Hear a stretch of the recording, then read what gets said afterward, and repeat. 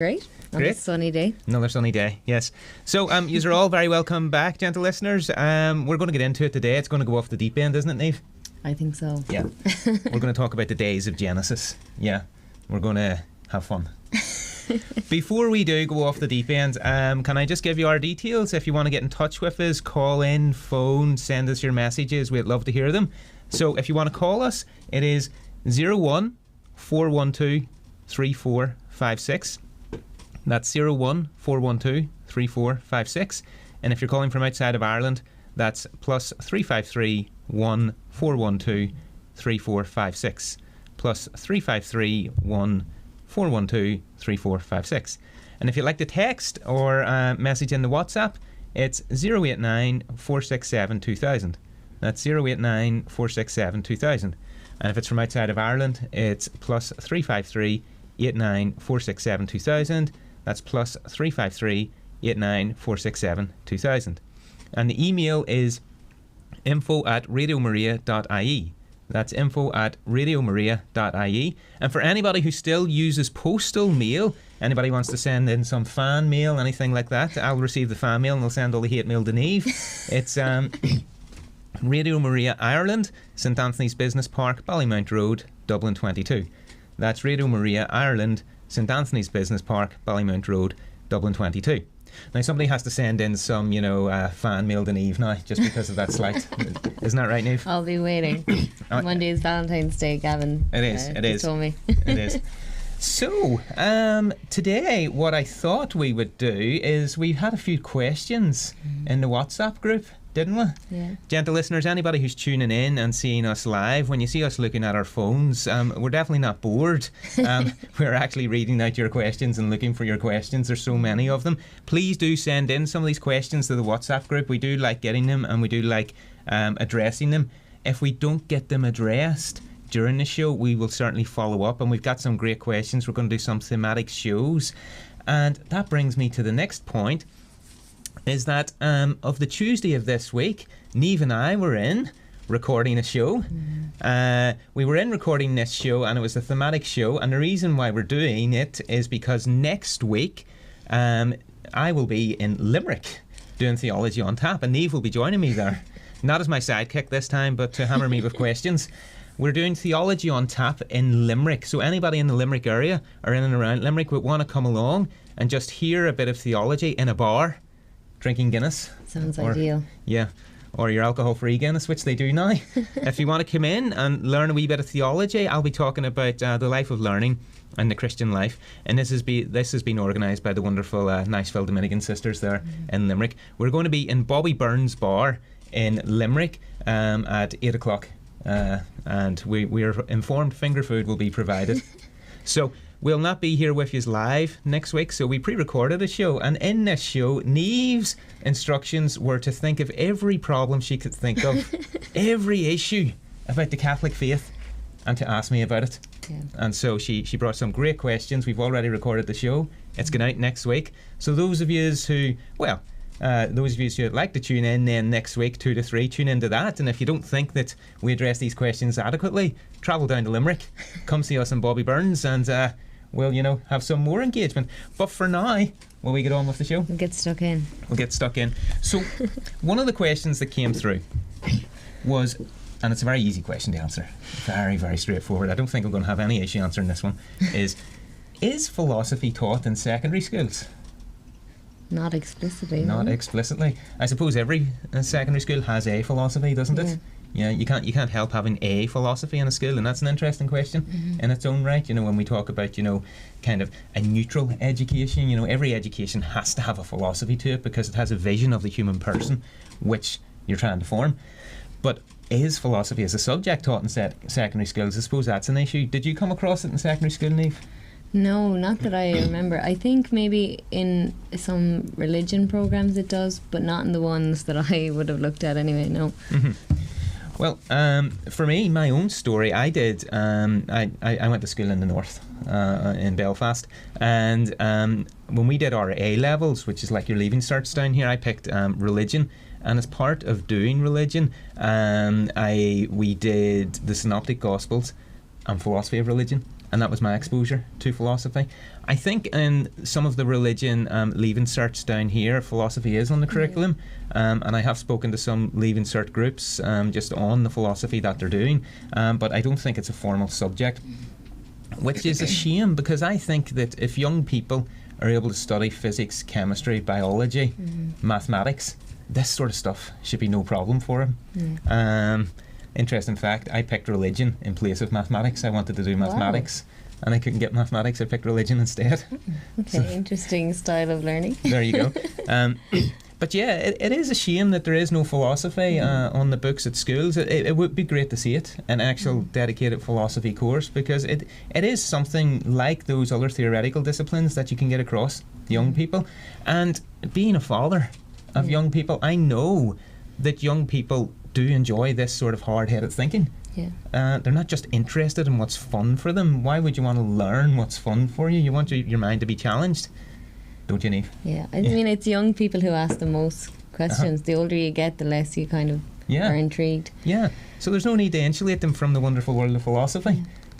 So as a parent myself, and if there's any parents that want to encourage their children to do philosophy, please do encourage them. You know, it's a great journey to be on.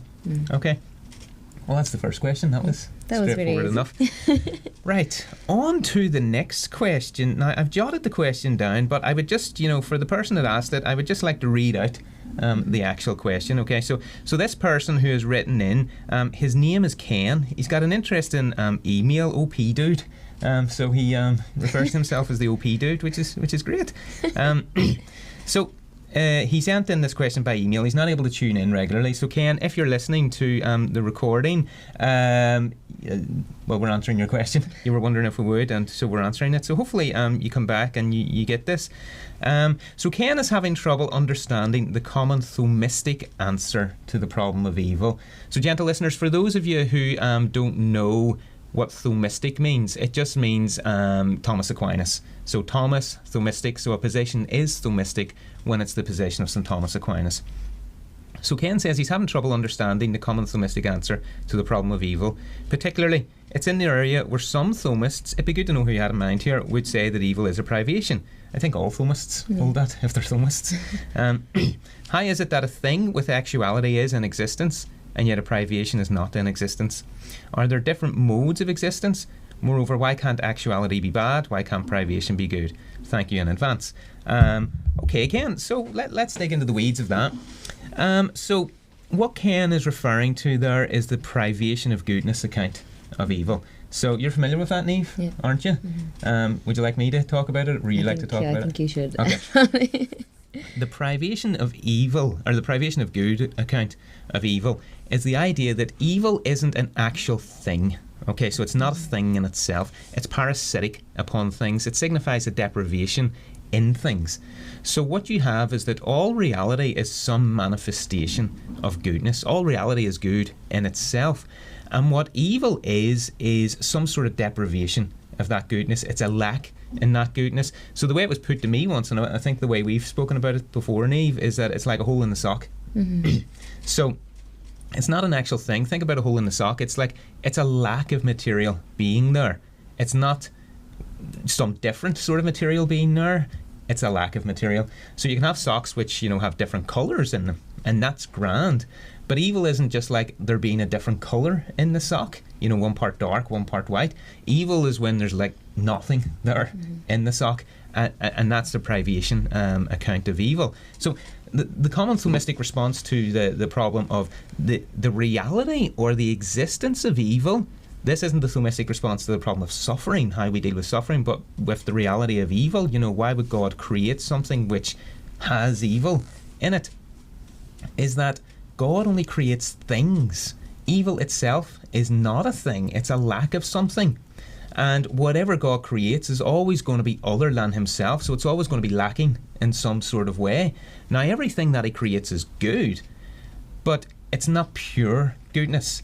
So everything that exists is good. It's not pure goodness. And so when these individual goods come to clash with each other, like the example I think we used, Niamh, was, the lion is a good thing, the zebra is a good thing. It would be good for the lion to eat the zebra, but it would be good for the zebra to run away from the lion and preserve its life. And you get this clash of goods then, and that's where evil emerges out of it. That's the typical Thomistic response. For those of you who are interested in how the Thomist answers the problem of suffering, well, tune into our recorded one next week, because this was one of the issues that Niamh brought up. Gavin, this is a problem. Answer it.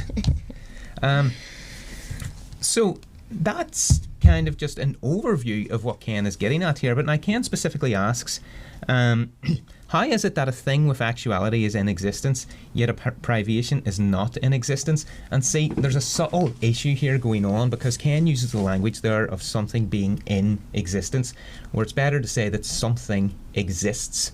So you can have all sorts of, things, inverted commas, in existence, which are, real. The hole in the sock is in the sock. But think about that. It's not actually in the sock. It's just a lack of something in the sock. And so when we talk about something being in existence, we have to be careful to avoid sort of ambiguities like that. Rather, what we're talking about are things that exist. Now, things that exist, they have actuality. They're real, and if they're physical, we can touch them, we can see them, we can feel them. In other words, it's substances, it's objects that exist. They have existence. And then given that substances can enter into certain relations with other substances, there are generated realities, okay? So realities that we can be aware of and conscious of, but which don't have actual existence. And one of those is the reality of, let's say, the zebra being eaten and experiencing that as evil, but the lion eating the zebra and experiencing that as good. So Ken asks, can there be sort of degrees of existence? How does he put it? Yeah, are there different modes of existence? There certainly are. The most fundamental mode of existence is that of objects or substances. They are the things that exist in themselves. And then you have what are called accidents. Accidents happen to a substance. They depend on the substance. So, Niamh, we're both substances, aren't we? Yes. What sort of substances are we? Well, we're not rocks or trees. Human beings. Yeah, we're human substances, aren't we? And we have all sorts of accidents, don't we? Yeah.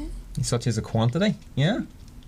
Do you weigh a certain weight? Are you a certain height? Yeah. Yeah. 5'4". 5'4". I'm 6 foot. I'm 75 kilos, 165 pounds. So we have a certain quantity. We have certain qualities. Yeah. Okay. My hair's going grey. There is a quality. We have different colours of hair, that sort of thing. We have certain relations, actions, passions, all the rest.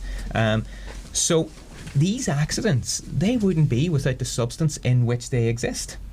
But then we also have privations. Privations don't exist in a substance the way accidents do, but they signify something that the substance lacks. So a common example is for human beings, some humans are blind. Mm-hmm. They are lacking in sight. But think about that. Blindness is not a thing in the human being. It's something that the human being doesn't have because of, say, sight problems, say cataracts or glaucoma or some sort of sight issue. So the blindness isn't actually a thing in existence, but it's a lacking of some existence that the thing ought to have. Mm-hmm. And that's where the Thomist account of evil as a privation comes in, because there are these modes of being or these modes of existence. Evil signifies a privation of a mode of our substantial existence. Okay. But could you not say then, oh, evil doesn't? Could you manipulate that into say, oh, evil doesn't exist? It doesn't exist as a thing. But just like the hole in the sock, there's a real... We as conscious beings are aware. Mm-hmm. We're aware of these privations. Okay, so the thing which is deprived in some sort of way exists. And in knowing that thing as deprived, we know its privations, such as blindness or whatever. But the blindness itself doesn't exist. The blind thing exists. Okay. Mm. How's that? So... is there anything in the world that is evil? No. There's no thing which is evil. Yeah. Everything that exists is an instance of goodness. So there is no thing that is evil. Mm-hmm. Not even, here's the interesting one, not even the human will. Not even the will. Think about, whenever somebody wills something and we think, God, that was awful. Mm-hmm. And we can think of any number of cases, can't we, throughout history, that, a choice that somebody made was an evil choice. But think about when somebody makes an evil choice. Think about the mundane examples when, you choose something that you really ought not to choose. Yeah. When you overeat, let's say, the one day and you're like, oh, I really shouldn't have had that, I'm feeling sick, or really shouldn't have had that extra drink, I'm not feeling great. Right. You're doing that because at the time that you will it, you think, God, this would be great, wouldn't it? This would be, this would be a good thing. I'd like to do this, this will be good in some sort of way. Even when we will to do something, we do it because we see it as good. So even those people who do something because or who do something which is evil, and we can say, well, look, that was objectively wrong, they do it because they're attracted to it as good. Okay. So John Milton really captures this in Paradise Lost, whenever Satan falls and he's in hell and he thinks, right, evil, that's going to be my good for me. Evil be thou my good. I'm going to will evil now as a choice worthy end. So even in our willings, we will because we see something as good. So goodness permeates all of reality. The problem then, especially when it comes to human action and human willing, moral action, is when we don't know what the good in this situation will be. We don't know what the best thing to do is. We can't see the objective good, and then we choose what's wrong. Or the other problem will be when the will is weak, and we replace something which is truly good for something that is not truly good. So food, drinks, they're all good things, but then we start, to get the excessive, and then we replace, being healthy and nutritious and enjoying our food and drinks with, wouldn't it be great if I just, kicked off and enjoyed all this, and that's weakness of the will. But we're still doing it because it's for something which is good, and then we just go to excess with that. Okay. How's that, Niamh? So it's in acting that things are evil. Things aren't evil. It's in acting that the reality, the evil of suffering and all of that comes about. Okay. But even our actions, as existing things in the world, are good. It's good to act in the world as a human being, but the right ordering of our actions, well, that's down to us, and so that's where what's called moral evil comes into play. Okay. How do you feel about that? Yeah, it's interesting. I hope Ken was listening. I think we could probably talk all day about the ins and outs of it, but we could talk about that. But Ken, I hope you tuned into that, because it's a real great question to ask, and thank you for asking it. And look, there's always much more to that sort of discussion, especially human agency and human action. But that, sets out the framework for it. Ken, if you want to ask a follow-up question, or if any of the gentle listeners do, please do message in and we will get to your question. But for now, I think, would it be time to take a wee bit of a musical interlude? Quick tea break. A quick tea break. Coffee break. Yeah. Okay, so we'll take a wee moment and we'll be back after this.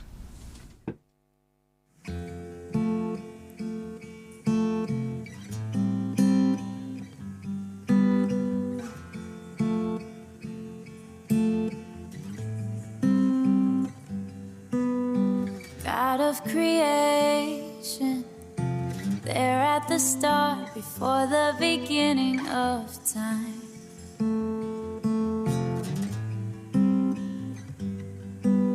With no point of reference, you spoke to the dark and fleshed out the wonder of light. And as you speak, 100 billion galaxies are born. In the vapor of your breath, the planets form. If the stars are made to worship, so will I. I can see your heart in everything you made. Every burning star, a signal fire of grace. If creation sings your praises, so will I.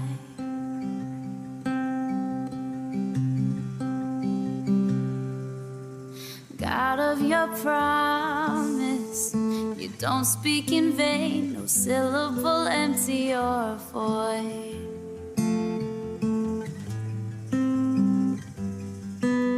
For once you have spoken, All nature and science follow the sound of your voice. And as you speak, 100 billion creatures catch your breath, evolving in pursuit of what you said. If it all reveals your nature so alive, I can see your heart in everything you say. Every painted sky, a canvas of your grace. If creation still obeys you so alive,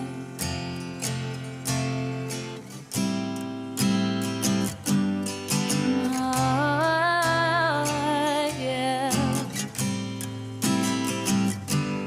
If the stars are made to worship so alive,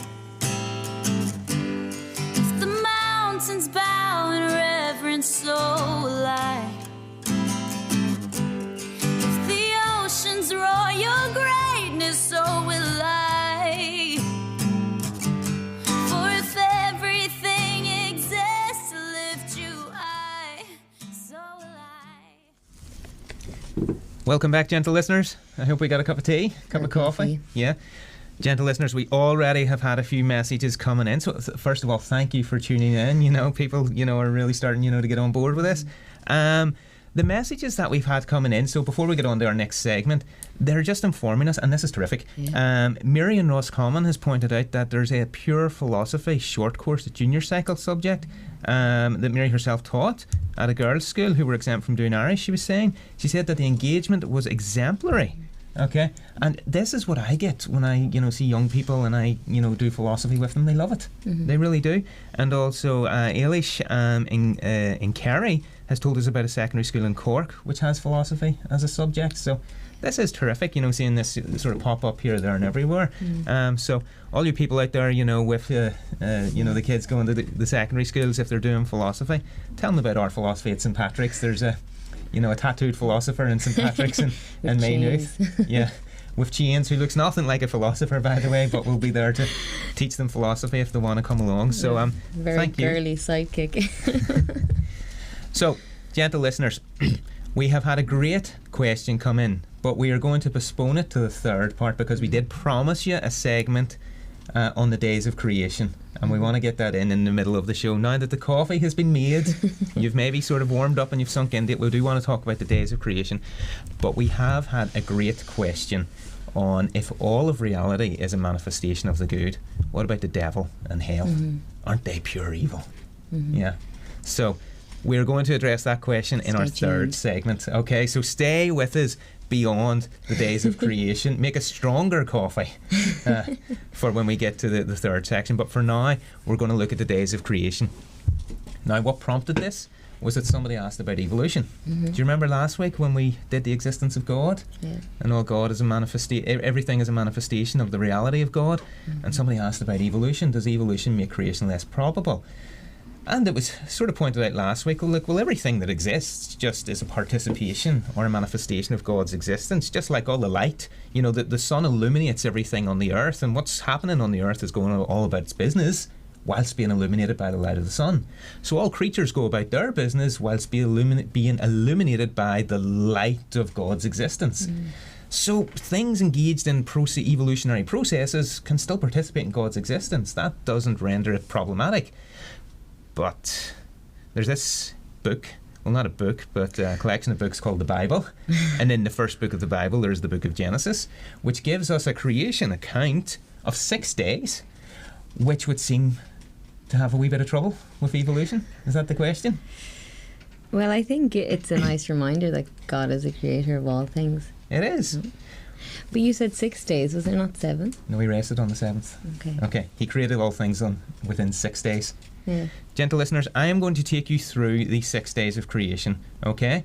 What we are going to find out is that some of the earliest commentaries on the book of Genesis by the church fathers, virtually none of them conceived of the creation days as literal days.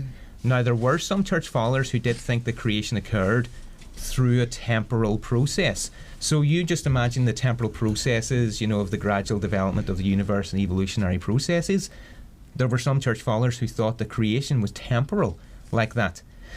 But there was one particular church father by the name of St. Augustine who held that creation is not a temporal process, imagine it going horizontally, but what the days of creation signified were not these sort of, processes occurring within things, but rather what the days of creation signify are different sort of strata of reality, different ways in which all of reality is put together. But all of the church fathers read the book of Genesis as distinguishing the creation days in the first chapter of Genesis as distinguishing three works of God. God did three things whenever he created. Now, gentle listeners, these church fathers were in the early centuries of the church, way before Darwin, way before all this evolutionary stuff, kicked off. And if you would like a good history about the Christian engagement with Darwin after Darwinian evolutionary theory kicked off, the Stokes trial in the States and all of that, Kenneth Kemp has a great book called The War That Never Was, where he goes through the whole interaction between the two, and it was really just a made-up thing. It wasn't an actual clash, but it was more of a kind of a made-up and represented clash. Kenneth Kemp, that's The War That Never Was, brilliant book. But all of our church fathers are virtually agreed that God is doing three things here in the first chapter of the book of Genesis. By the way, one of the earliest church fathers to write a commentary on the book of Genesis, certainly a classical commentary, was Basil the Great. He gave a set of homilies on the chapters of Genesis. If you get a chance, go have a read of those homilies on the book of Genesis. It's great stuff. And sometimes I think we're used to our Sunday homilies and stuff and everything, and they're nice and fulfilling, and they open up the Gospels. Read you these homilies by Basil the Great and imagine what experience of going to Mass would be like, with somebody like that preaching to you. So, what are the three things that God is doing in these first 6 days of creation? Well, first of all, there is the work of creation proper. It's called the Opus Creationis, the work of creation. So, our church fathers said, first of all, God is doing something. He is creating. He's granting existence to things. That's all things that in any way exist, and at any time they exist, he grants existence to them. That's the work of creation. But now the exciting stuff where the days of creation comes in, the fathers distinguish those into the works of distinction and the works of decoration. So God distinguishes things, and then the things that he distinguishes, he decorates. So think about that. God creates all things, all right? So he grants existence to everything. But the things that he creates, he distinguishes some things. He sets, divides some things apart, and then he decorates the things that he distinguished. So we got two works there. We've got works of distinction, the work of distinction, and the work of decoration. Now, Niamh, there are 6 days. We've got two activities that God does. Yeah. Wouldn't it be really nice if we could divide those 6 days by 2? Yeah? The church fathers realised that. What's 6 divided by 2? 3. 3. Right. I was like, what? We're doing philosophy here, Gavin, not maths. So, the church fathers saw this.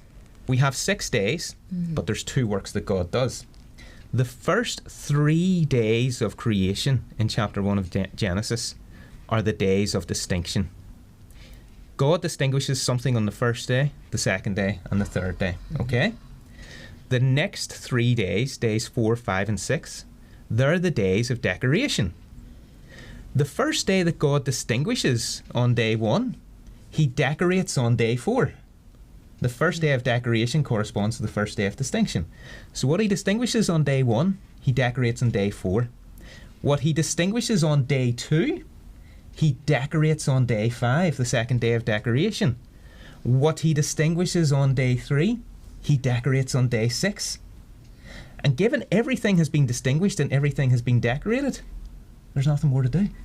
And that's why he rests, because there's nothing more. It's not because he was tired. There's nothing more to do.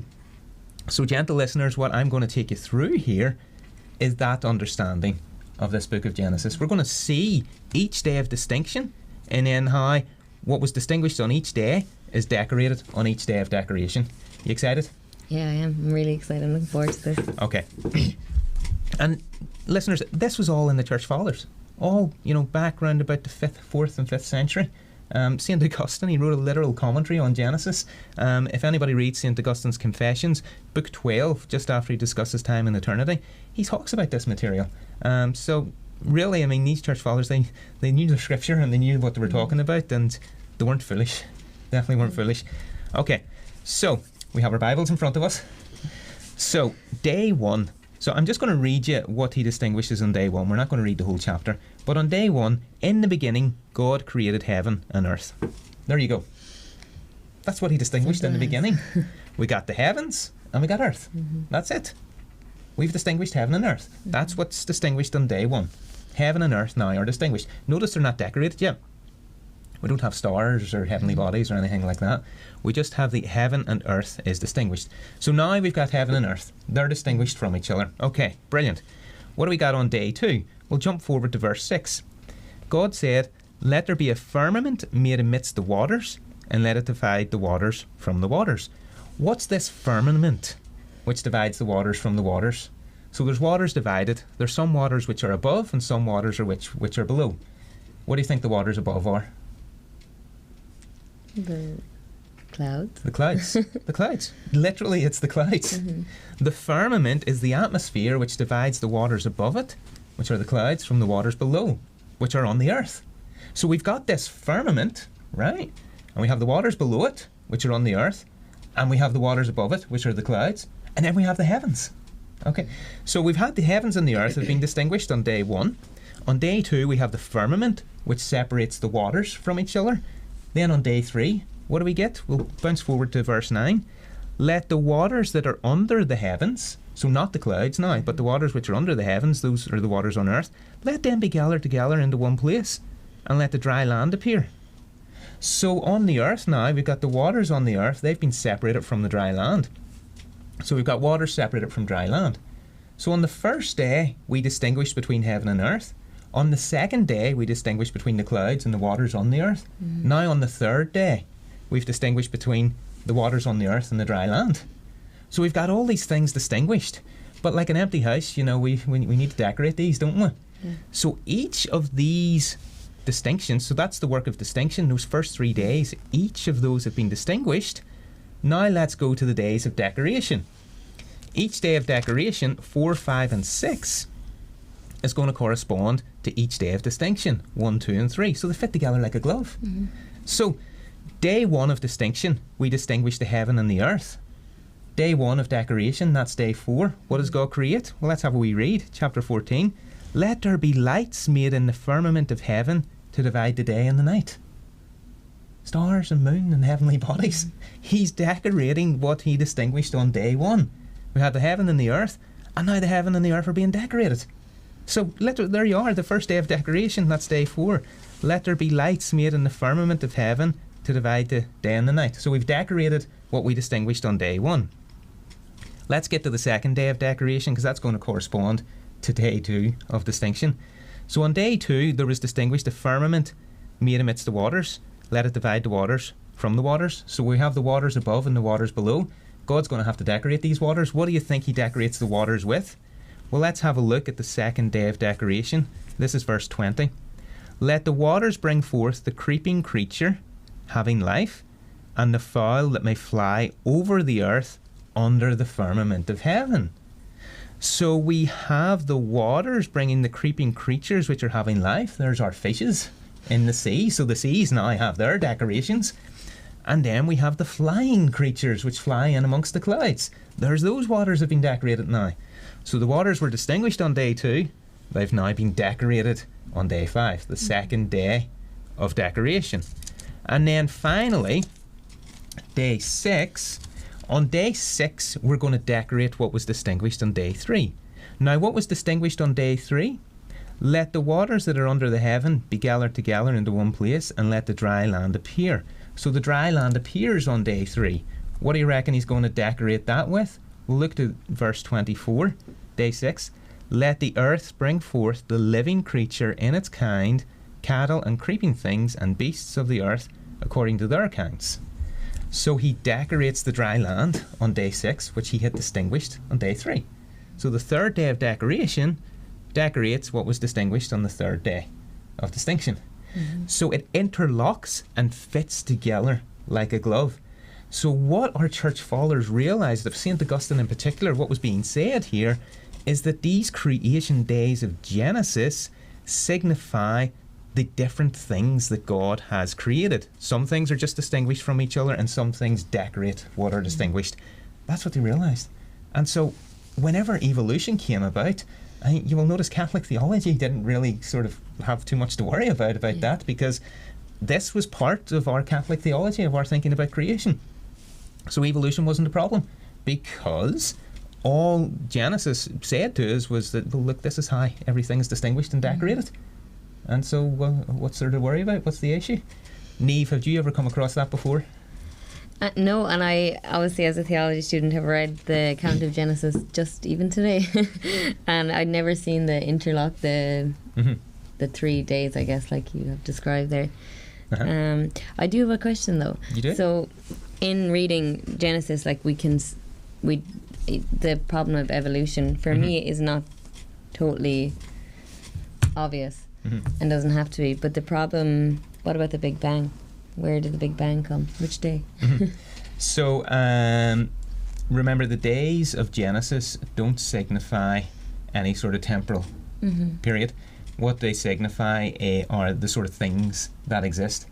The Big Bang isn't a thing that exists. The Big Bang is a process or an event which happens to things that exist. So the idea here is that because we can observe, the galaxies, moving further and further apart as time goes forward, if we go back and back further in time, they would be so condensed. All the matter of the universe would be so condensed together that something must have occurred, like an event, for all that to be, fly apart. But the Big Bang is just an event which just describes that physical process is occurring. But what exists are the things which are distinguished and eventually decorate those things that are distinguished.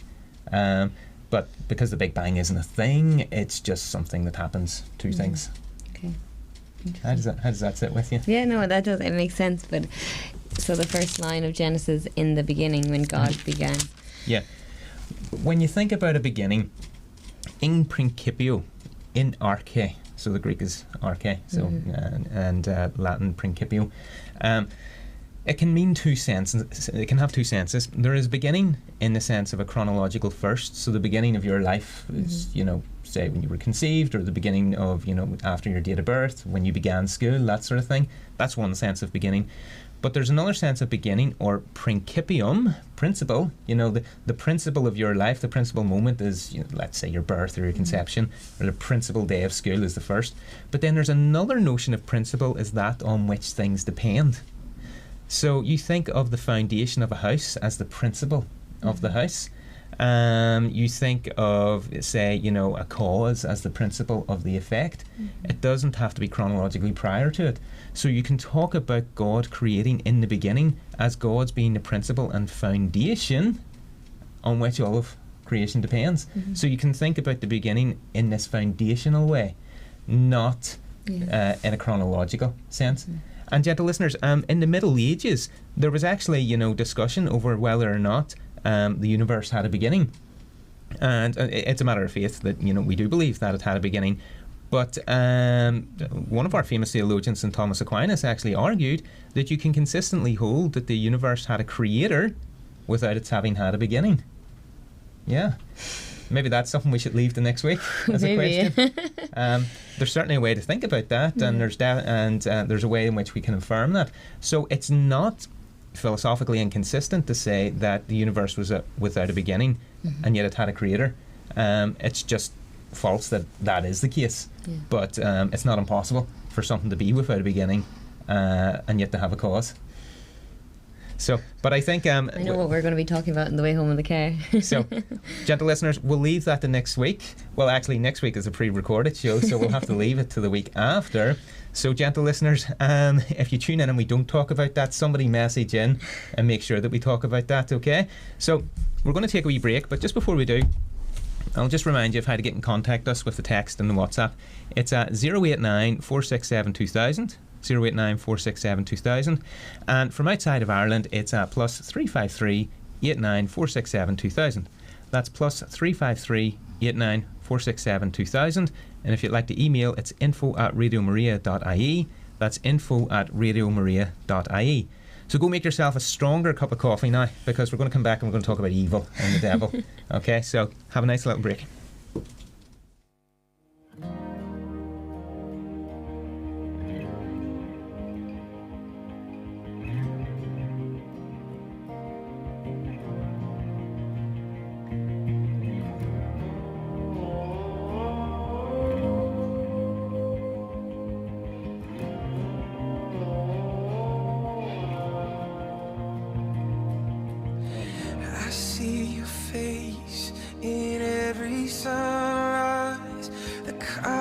Of the morning are inside your eyes. The world awakens in the light of the day. I look up to the sky and say, you're beautiful.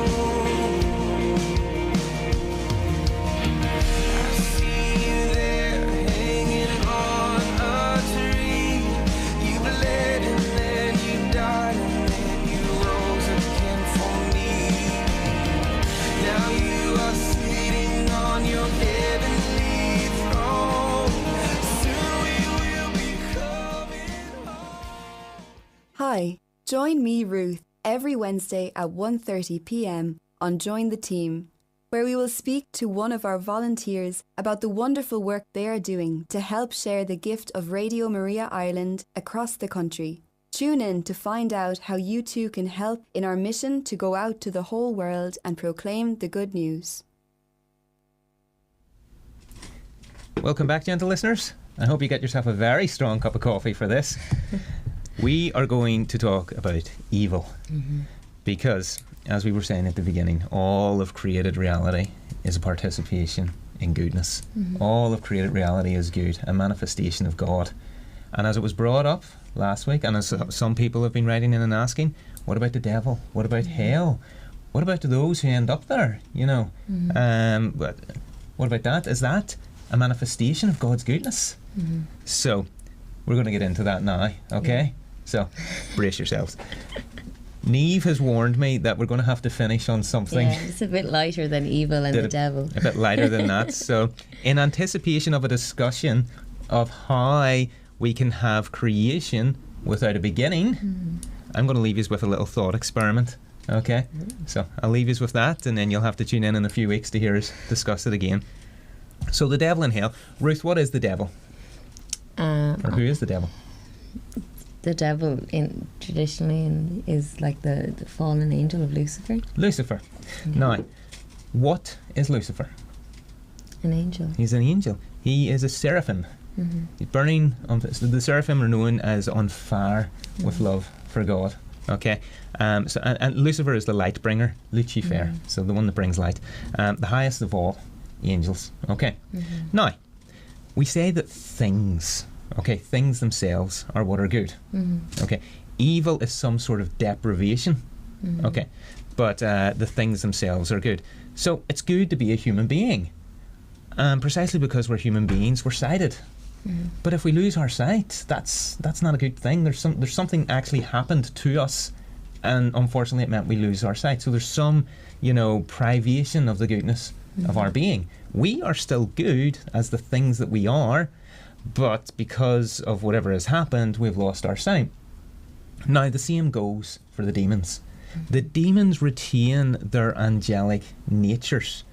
They can't cease to have their angelic natures. So the demons will always have their angelic natures as the kinds of angels that they are. Seraphim, cherubim, powers, thrones, dominions, there were groups fell from every choir of angels. Okay? They still retain their angelic nature.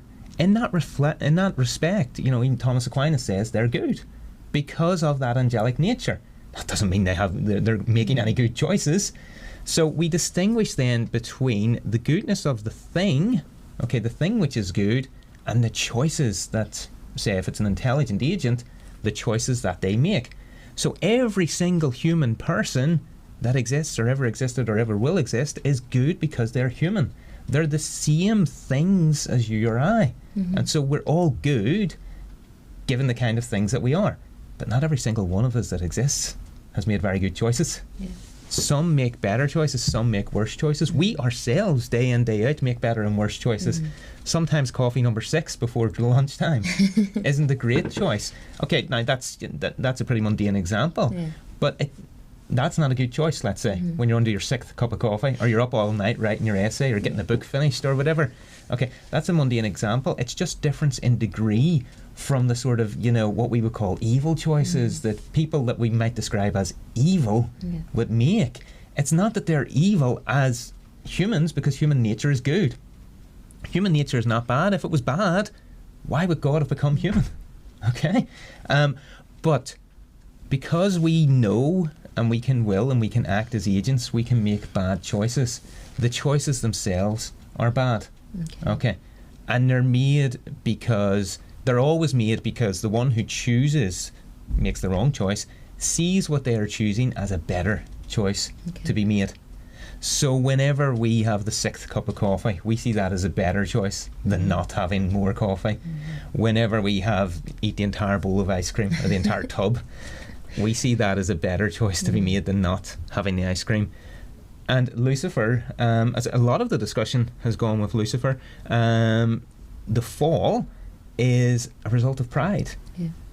He would not, serve, he would not serve humanity. The angels, were sent by God as messengers to us, to reveal God, to aid in revealing God to us, and Lucifer would not serve. So he sees his choice, his pride, as a good to be pursued rather than the service that God asks for him. So even then, in his angelic nature, he can't help but pursuing something because he thinks it's good, even if it's evil. Even if it's something which is horrible, he pursues it because he thinks it's good.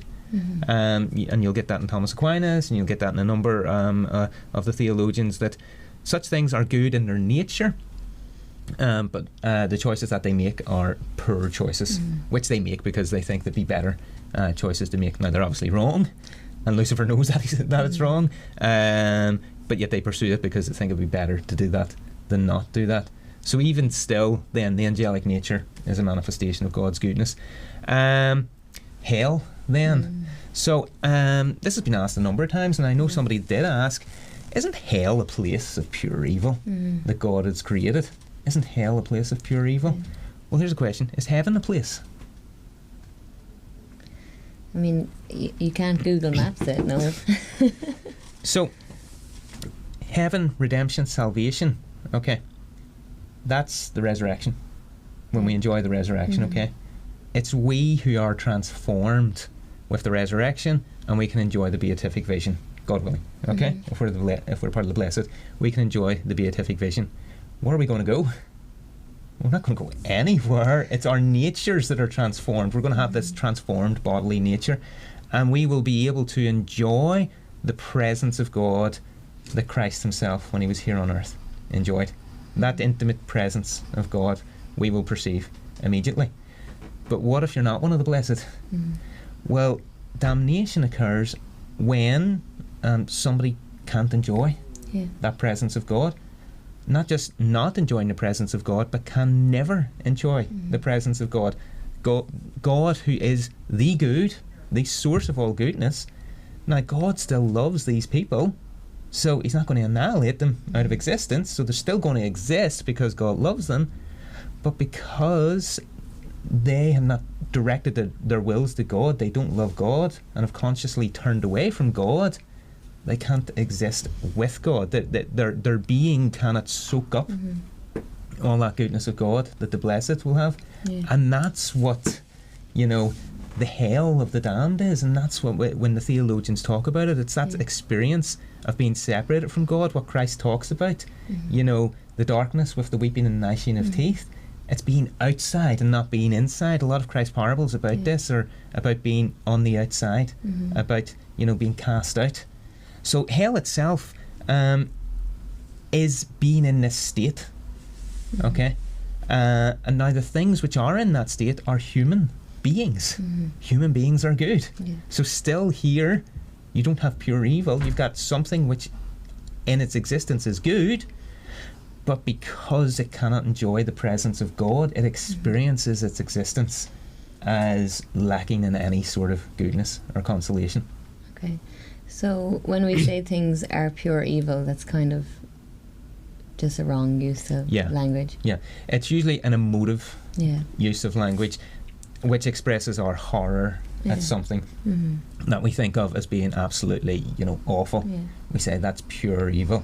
But objectively speaking, that can't be the case. I mean, God created everything, and he created everything because he loves it. He sees his goodness, and he sees what he could produce with his goodness, and so he undertakes to produce it out of his love. So nothing then that exists could be pure evil. It has to express some sort of mode of God's love. And then the evil that comes in, well, it depends, is it moral evil? Is it the clash of two natural goods? That sort of thing. So that's, the devil and hell and pure evil. But what do you say, we get away from talking about that. Something lighter. A bit lighter. To finish the evening. Okay, gentle listeners. Here's a little thought experiment that might help you think about this issue of whether or not you can have creation without a beginning. And let me just contextualize this. Stephen Hawking, in his book A Brief History of Time, he gave a model for the universe whereby the universe is finite, okay? There is a boundary to the universe, and we have the Big Bang and all of that. But at the moment of the Big Bang, the laws of physics start breaking down. So Hawking argued, and you can read this in The Brief History of Time, that because we can't figure out the boundary conditions of the before and after the Big Bang, we can't say that there was a beginning of the universe. And Hawking then reasoned that if there is no beginning of the universe, then there is no creator of the universe. So if something doesn't have a beginning, it doesn't have a cause. Now, there was an Irish philosopher at one point in his life that read that and thought, hold on a minute, this was debated by the medieval philosophers and theologians, Aquinas in particular, and he's wrong here. He's actually made a logical flaw. Hawking has reasoned that if something has a beginning, then it has a cause. The universe doesn't have a beginning, therefore the universe doesn't have a cause. So formally speaking, anybody with a mathematical mind, Hawking has reasoned, if P then Q, not P, therefore not Q. If it has a beginning, it has a cause. The universe doesn't have a beginning, the universe doesn't have a cause. That is the logical fallacy of denying the antecedent. And rather than get into logic, I'll give you an example which might make clear why that is logically fallacious. If you're a teacher, you have a job. You're not a teacher, therefore you don't have a job. You can have a job without being a teacher. You can still have the consequent, even if that antecedent is denied. So just because it doesn't have a just because the universe doesn't have a beginning, doesn't mean that it doesn't have a cause. And here is a way of thinking how something could have a cause without having a beginning. Imagine we have the sun and the moon. Now, what illuminates the moon, Niamh? The sun. Now imagine the sun and the moon never began to exist. They've existed eternally, right? What is the cause of the moon's illumination? The sun. The sun. So if you took away the sun, the moon wouldn't be illuminated. But if the sun and the moon had existed eternally, without beginning and without end, the illumination of the moon by the sun would never have began to be and will never cease to be. So the moon is being illuminated by the sun, caused to be illuminated by the sun, yet there was no beginning of that cause. The illumination was just always there, yet there's still dependence of the moon on the sun for illumination. So you can have causality without a beginning. And Aquinas argued, and several others argued, following our good friend Plato, the creation could be like the moon in that scenario, and God's creating could be like the sun's illuminating the moon in that scenario. It is perfectly possible to affirm then that you have creation and a creator without a beginning of creation. And Aquinas argues it's just false. Okay, it's perfectly consistent to hold that, but it's just in fact the case that that's not the case. That, creation did have a beginning. There's a finite time back at which, we have a beginning of creation. But you can't consistently hold that you can have a cause without a beginning of that cause. So, and that was on the eternity of the world in the 13th century, debated heavily. So I think you've given us enough to think about for the rest of the evening. There you go. Weekend. So that wraps up another show, another episode. As we say, gentle listeners, next week is a pre-recorded show where Niamh is going to hit me with every possible problem she can think of about the Catholic faith, and I think we can maybe do another one of those shows. I was just going to say, I think we have to do another one of those. Yeah. Because more questions came up as questions went on. Absolutely. But listeners, we hope you're enjoying it. We thank you for tuning in. Please do send us your questions, and we will sign off for another week. Thanks very much for tuning in. Thank you very much. God bless everyone. God bless you. Thank you.